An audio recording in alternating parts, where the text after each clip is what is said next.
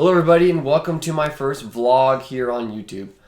This vlog is designed to talk about everything running related, from training to shoes, nutrition, and my training, my athletes training, etc. Today we will be talking more about kind of my first 2 weeks back into running. I just finished my first marathon in 2:21 at California International Marathon. Not what I wanted. I wanted to run a 2:19 in the marathon, but unfortunately fell a little bit short of that goal. So now the next 4 years I will be spending kind of exploring other options and kind of trying to accomplish other goals that I also had. So one of my other goals is actually to run sub 4 in the mile. Kind of been a goal of mine since high school and kind of never been able to really accomplish it. So I'm going to give 2 years to that, and then another 2 years after that back to the marathon and try to qualify for the next trials. Today I'll be talking about kind of my first 2 weeks back after a three-week break after that marathon performance. But before that, we're actually going to talk about this shoe right here. It's called the Saucony Switchback ISO. Obviously a trail running shoe with it's a neutral trail running shoe, so no extra medial posting on this side of the shoe or anything like guide rails or anything that will kind of help for stability and overpronation support. It is a 4mm offset, so definitely more of kind of that minimal trail shoe with a stack height of 22.5 in the back of the heel right here, and then also 18.5 in the forefoot.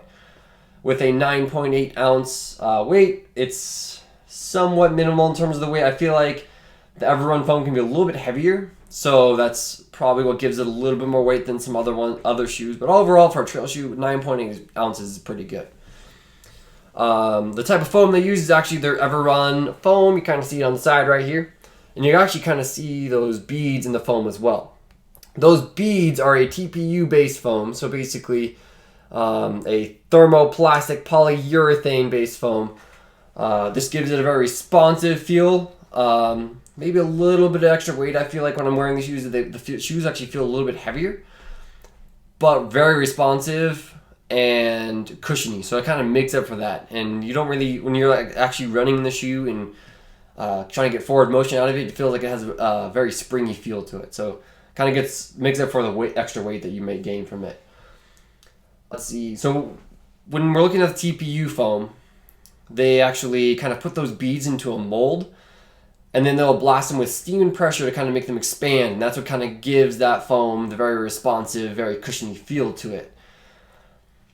That mold actually is what we can refer to as like a last. So the last is kind of the shape of the shoe that the mold will create. So if we kind of look from the heel right here and kind of draw a line through the heel up into the midfoot, up into this forefoot section of the shoe, we will see that that line curves just slightly. I would call that a semi-curved last. So the Saucony Switchback, I would say would be a semi-curved last. Some other parts of technology in the shoe are going to be, one, these ISOFIT lacing systems. So most Sauconys that you've seen recently will have these ISOFIT laces, and that's basically the separation of the eyelets and where the laces kind of attach. They have these pieces right here, these grooves. And then we also actually see this BOA lacing. So you kind of see this in a lot of ski boots, I feel like, and then actually some more running shoes are actually getting this BOA lacing right here. Both of these actually give this shoe a pretty loose feeling fit to it. Doesn't feel like you're super secure in the shoe, and it gives it a very uniform kind of tightening to the laces. For most shoes, you can kind of tighten up the laces in different spots a little bit tighter than others. This one actually kind of tightens up the whole shoe pretty similarly and tension throughout the whole shoe. With this BOA and ISOFIT lacing feeling a little bit looser, you may feel that on the trails a little bit. When I first tried the shoe on, I was a little bit worried about it. But actually, as I ran in it more, I found that my foot didn't come out, and I didn't feel like my heel slipped out or anything like that. So actually, it stuck pretty well. And I got some confidence in the shoe as I ran a little bit more in it. So overall that loose feel doesn't really transition into a looser fit. And I actually really enjoyed this shoe with that loose fit, but not actually sliding out of the shoe. And then another handy aspect to this bow lacing, you push that in right there. You can actually tighten it by turning this knob, and it tightens up that fit. And you can actually loosen it too by pulling out that knob very quickly instead of just untying your laces. And if you want to tighten your shoe at all, you can just crank that knob a little bit and tighten up those laces. Or if you need to loosen it up just a little bit, you pop that, push it back in, and then adjust it back to where you want the laces to kind of tighten up to. So that's very convenient. Like I've stopped on the trails, like, I just need a little bit tighter fit on this shoe. So I'll just crank that lace down a little bit and it'll be perfect. Other kind of technology aspects to the shoe would be the Power Track outsole. So basically, it's kind of Saucony's term for their very grippy outsole. So I found that this rubber is maybe a little bit more tacky, but then also the pattern they use on the rubber actually gives it a very grippy feel. I've used this on solid rock, kind of like if you were to go to Moab, some similar stuff like those rock faces there. And then also I've used this on some very shaly, very loose gravel kind of trails, and it's actually worked very well as well. In terms of durability, this shoe maybe lacks in the department. I've got probably about 100 miles out of this shoe, and if you kind of look right here, you can actually see the Everrun and outsole piece right there, kind of falling apart there. That concerns me a little bit. Hasn't sacrificed the structure of the shoe yet, but that would be a concern of mine with this shoe. With $140 retail price point, I would be a little bit concerned about the durability. That would be the one thing I dislike about the shoe. And also that it's a very minimal shoe. So you're going to feel rocks through the sole a little bit. So if you're not a very agile runner on the trails, probably not the best shoe for you. Probably look into something a little bit more cushy, and Saucony does have those options for you. So they have the Peregrine, which is one step above this and has rock plate in it that they re-added into the new edition, or the Exodus, which is even a more cushy version of this, which I may go over in another video pretty soon here. All right, so after talking about this shoe, let's talk a little bit more about my training the last couple of weeks. So my training's gone a little bit rough. But I first started out with a 35-mile a week my first week. So my first week back, I was doing roughly 35 miles, roughly 6:30 pace per run. Started off at 7-ish miles and got up to about 9 miles and took a day off in between every run. My second week, I came back, took Monday off, and then Tuesday I was back running a 9-mile run at about 6:30 pace. It was maybe a little bit quick from where I should have been, and the next day I ran a half mile and felt a lot of pain on the outside of my foot.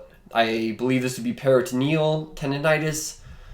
It started roughly maybe a quarter mile in, then kind of continued into the half mile, and decided it was probably time to call it quits and not push through it.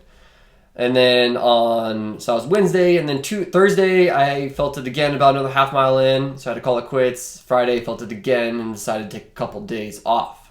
And then when we got to Saturday, I just took the complete day off, iced it, took care of it, did stem, everything like that. Came back again today, was planning on doing 8 miles today, got in about half a mile, I didn't feel it at all, so I just kept going. And then continued until I reached roughly 4.38 miles. And then after that, flipped around, came back, finished the day on about 8 3/4. Didn't feel the pain at all, which is great. So I feel like I'm back to where I need to be for this next week. So next week I'm looking at about 50 miles. So this week I was looking at doing 50 miles. I'm going to push it back 1 week and try to continue it through next week. Maybe do some workouts, but I'm just going to shoot for 50 miles at first. Try to stay at about like 7:20 to 7 flat pace for most of my runs. Just try to work back into it, get back into the rhythm, and then get ready for February 1st, which I have my first kind of test of fitness. I'm going to run the mile at Colorado School of Mines. I'm supposed to pace a guy through under 4:20. I think I'll try that through 800 and see what I got left. My goal is just to run 4:30. I don't know if I can really hold the 4:20 pace for right now with my marathon training and actually taking 3 weeks off and trying to work back into it. My goal is really looking towards outdoor, maybe next year as well, and trying to go for that sub 4 next year for sure. But just really trying to get back into the mile shape, get used to running a mile again. So if you guys wanted to follow me, maybe watch some of those videos, you can tune into this YouTube channel, or you can actually log into Instagram and follow me at RRT_projects or Roadrunner Training Projects on Facebook and on Strava. And then I also have a Strava under Brandon Krage, which is going to be spelled Krage. And I'll kind of be posting some of as many videos as I can of myself, my athletes doing some workouts, maybe some of my athletes doing races, and just anywhere I can kind of catch some video of some cool races or training sessions. I'll grab a video and kind of post it onto those platforms, and as well as this YouTube platform as well. So yeah, give me a follow. I'll catch you guys next week and keep you guys up to date on how my training's been going, and maybe give you guys another review of a shoe.